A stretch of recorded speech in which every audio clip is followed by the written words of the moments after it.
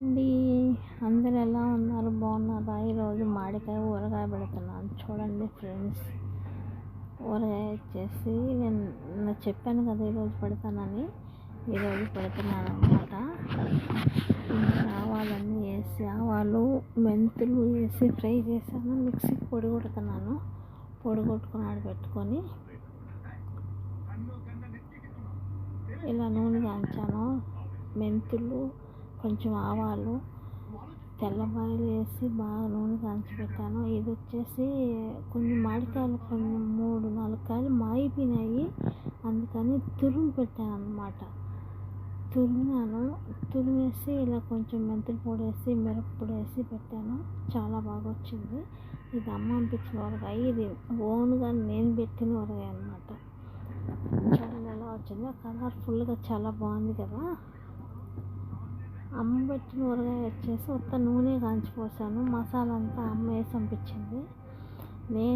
నేను పెట్టిన ఊరగాయకి మాత్రం మసాలన్నీ నేనే వేసుకున్నాను. చాలా బాగా వచ్చింది. ఇది వచ్చేసి నూనె కాంచిపోసాను అమ్మ పంపించిన దాంట్లో. ఇది నేను పెట్టిన ఊరగాయ. నూనె, మసాలా అన్నీ వేసి పెట్టాను దీంట్లో. ఆ తురిమిన ఊరగాయ ఇది 2 నేను పెట్టాను అన్నమాట.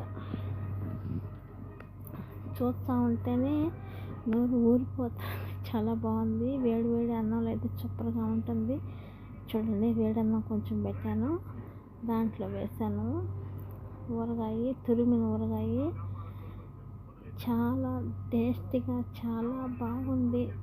తింటూ ఉంటే కమ్మగా భలే ఉంది. పుల్ల పుల్లగా, కారం కారంగా చాలా బాగుంది. ఎవరికైనా కావాలంటే రాండి ఫ్రెండ్స్.